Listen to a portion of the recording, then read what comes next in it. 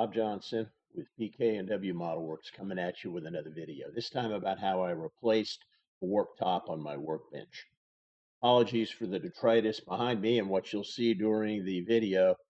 I'm still getting unpacked, moving into my creative space, trying to make videos at the same time that I'm refinishing walls, doing all kinds of work around this space, trying to get my certificate of occupancy, among other things. But one of the projects that I needed to do in order to really get started here was to work on my workbench top and get it straight. So let me start this video and I'll show you what I did.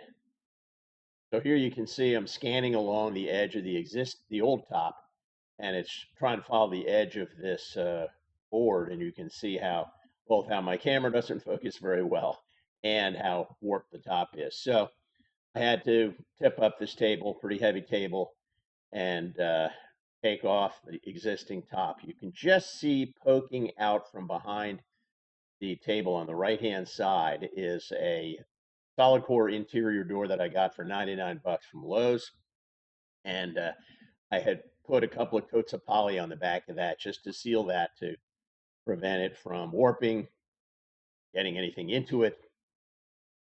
Here I am. I've lowered the table down on top of the new top, and I've drilled pilot holes, and I'm installing the legs and the whole bottom structure of the table onto this new top.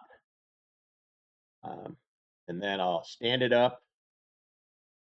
Weighs about 150 pounds, I think, with this much heavier top that I put on it.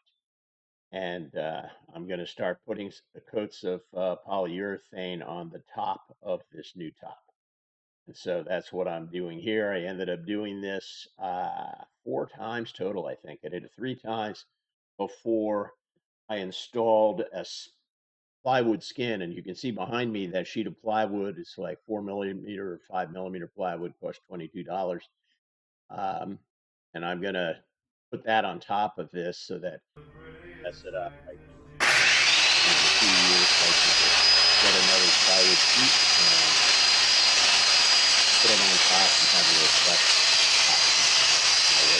Here I am using my ancient table saw, circular saw rather, to trim the plywood to the size of the table.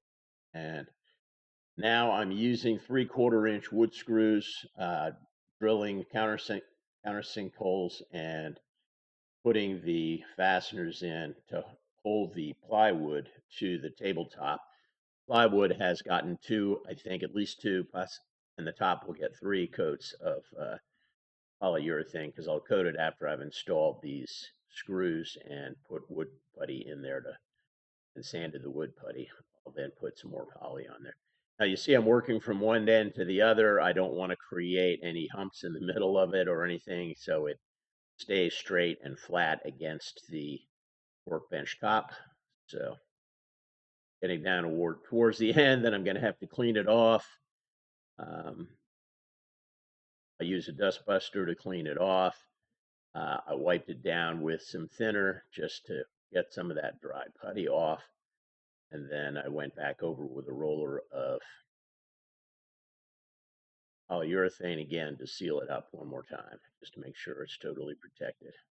So here you can see some of the holes. Just this is before I wiped them down with thinner to kind of clean that out.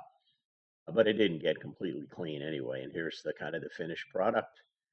And there should be a shot coming up of the table itself. And there it is, ready to go, finally ready to do some modeling on a flat surface. Till next time, Bob Johnson with PK&W Modelwerx signing off. Keep on modeling.